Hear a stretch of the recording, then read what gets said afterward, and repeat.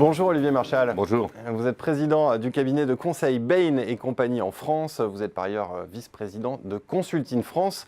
Vous nous avez dressé dans une précédente interview un état des lieux de la compétitivité en France. Je reprends votre expression, vous avez dit qu'on était au milieu du gué. Beaucoup de choses avaient été faites pendant cette première année de quinquennat, mais on pouvait aller plus loin et c'est justement ce qui va nous intéresser aujourd'hui.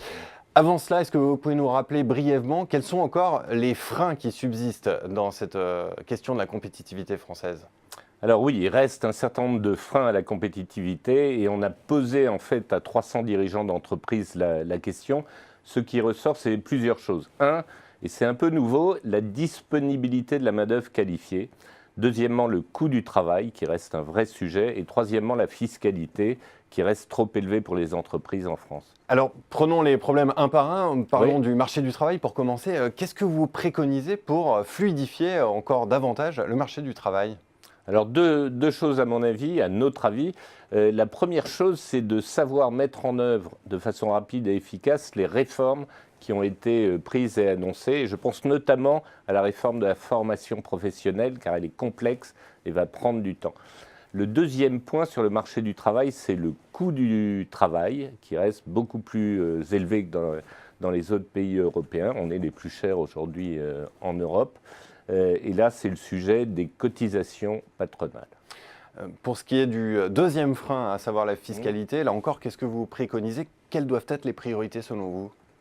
Alors sur la fiscalité, je voudrais juste rappeler quand même un chiffre important qui est l'écart qui existe avec un pays comme l'Allemagne en termes de fiscalité totale, c'est-à-dire incluant les charges sociales entre les entreprises françaises et allemandes. Ce chiffre, il est entre 150 et 180 milliards d'euros. On voit qu'il y a beaucoup de travail qui reste à faire. Pour nous, la priorité aujourd'hui, ce sont ce qu'on appelle les impôts de production. C'est 67 milliards en France et c'est beaucoup plus que dans les autres pays européens. Ça doit être une priorité du gouvernement que de commencer à les baisser. Dernière question, Olivier Marchal. Quelles sont, selon vous, les conditions du succès en termes de réforme, en matière de méthodologie ? Alors en termes de méthodologie, nous, ce qu'on pense chez Consulting France, c'est que les méthodes ou méthodologies appliquées par les entreprises quand elles se transforment sont en partie applicables par un pays qui essaie de se transformer. On se satisfait de voir que le gouvernement le fait, par exemple en termes de cadencement du changement, en termes de garder le cap, et on attire peut-être la vigilance sur un ou deux points.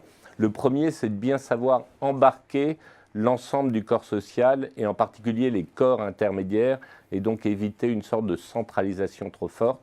La deuxième, c'est un vrai sujet en ce moment, c'est comment trouver le juste équilibre entre continuer les réformes de compétitivité tout en continuant les efforts de solidarité nationale qui sont, on le sait, très importants pour la France.